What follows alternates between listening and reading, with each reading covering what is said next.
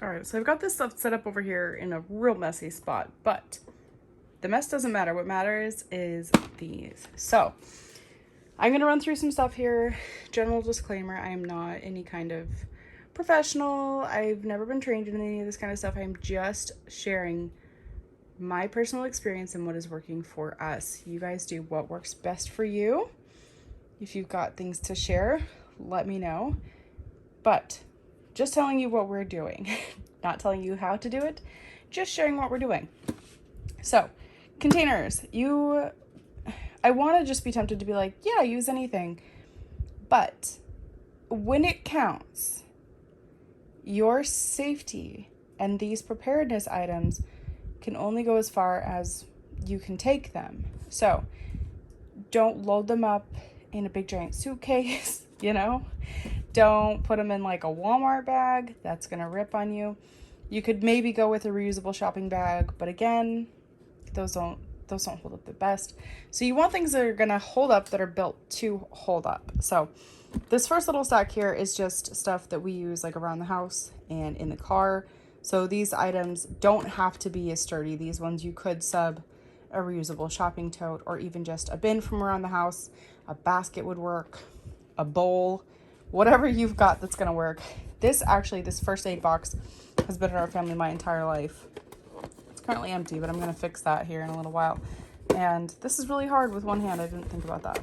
But it just has like, it's divided halfway up and then it's not on the top, so you could put larger items and it'll stay organized here in the bottom. It used to also have a first aid book in it, but over the past 30 years that has been lost. So this is a good kit. Obviously, I mean, it's beat up, it's nasty looking, it's got this little crack in it. It's held up 30 years. So make sure you're picking things that are built to last. Again, I know I've said it, but so something just simple like this 100% can be used around the house, and I would actually highly recommend it because that frees up a little bit in terms of budget and things like that for getting your travel kits maybe a little bit of a better container. So this is the one I use in my car, super beat up. It is also, I believe it's also Johnson & Johnson brand. It's a soft shell, has a nice little handle, and we've luckily only had to use it 1 or 2 times for little small things while we're out and about, but it works really well. And this will be a separate video showing you guys what's in there and repacking it. So these I picked up at the Dollar Tree because this compartment is Band-Aid shaped and it just spoke to me.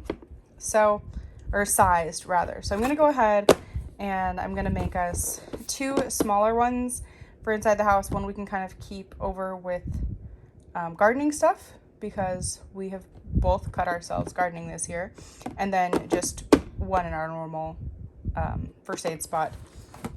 It's gonna replace this guy because I feel like this would be really quick and easy, and I can just fill these little wells, and that'll also really keep me on track of what I need to fill and repurchase versus, yeah, I think that's in there, if that makes sense. So the clear storage is going to make it super easy. It is narrower here and it has a bit of a grip, which is super nice, especially in the garden where your hands are wet and things like that. The clamp isn't the best, but as long as you're packaging your stuff properly, that really shouldn't matter. And I mean, you're holding it together anyway, carrying it where you're going. So I think this could be really good. I'm excited to get these loaded up. Again, that will be in a separate video. So I'm just doing like the containers in this video to kind of give you guys an idea. And then the series will break down me packing each of these containers. So I've got this tote here that looks enormous just because of how close we are to it. It's really, like I said, huge mess in this room. It's really not that big. It needs a good washing because apparently something gross sat on top of it. This is one that we keep for evacuation for like long term. So I'll show you what kinds of things we have thought of for those situations. But again, I like that it's clear. I can see what's in it, and we keep it in an accessible location. And because these like clamp on, it's not 100% watertight, but it is definitely like I don't know, safer than some. And we do have a couple that are actually watertight. So if I can come across one of those in my cleaning over the next couple weeks, I will swap it out for that. They have a rubber gasket in the top here. So that's what we use for that. It's nothing fancy. It's super easy to grab. It's lightweight. It's compact. And it keeps our stuff in a small footprint, which also, again, your stuff is only as good as you can carry it. So if you get it really oversized and heavy, you're not going to be able to pack it if you need to take it somewhere. And even with these small ones, you'll be surprised how quickly they pack up. And you're suddenly like, oh my gosh, this weighs 12 pounds. What the heck is in here? So this is one we just use around the house for general first aid for larger type injuries. For all intents and purposes, we live on a mini working farm. So we have things to accommodate that, you know, little goodness gracious, like ace bandages.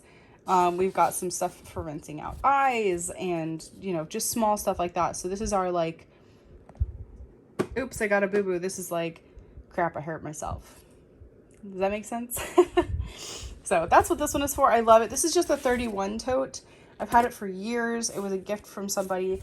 These pockets are really super nice because you can kind of pack per injury, if that makes sense. Like you can have one for bug bites, one for sprains, one for eye injuries, and then just like general get yourself clean stuff in the middle, which is very nice. If you hike, camp, things like that, those types of things are perfect for first aid kits. So this one I'm just going to make a small one to have around because we haven't been hiking very much at all. And this actually accommodates a water bladder, so handy to have. And then, goodness, this one it's a North Face hiking bag, and this will also be an evac kit. This will be a one person, and then Ronnie also has one. So his is in his truck. I don't know if we need to go through two of them, but I might ask him because I know sometimes he thinks of things a little bit differently than I do, which is one of the great things about marriage. So he may have some stuff in his that I haven't accommodated for mine. I would hope he would share those things with me. I always do. If I'm like out and I see something, I grab two so he can have one. But these are perfect. And I know that North Face is expensive. This I bought for $20 at Goodwill. Not even kidding. It's like a $150 hiking bag. It's got a rigid back frame, everything. So if you keep a good eye out, these things can come your way at a bargain. So those are the things I will be repacking in this series, and just to kind of give you a heads up on what's coming so that you guys can keep an eye out and figure out which bag you want to pack. I'm excited for this series. This is something that we've been kind of passionate about forever. I've mentioned it 4,000 times, but I did grow up in Montana. This stuff was like ingrained in me. There's so much stuff in my car at all times that people would be like, it is July. Why is there a blanket in your car? Because you might need it. So I'm going to be sharing tips like that along the way from stuff that we've used.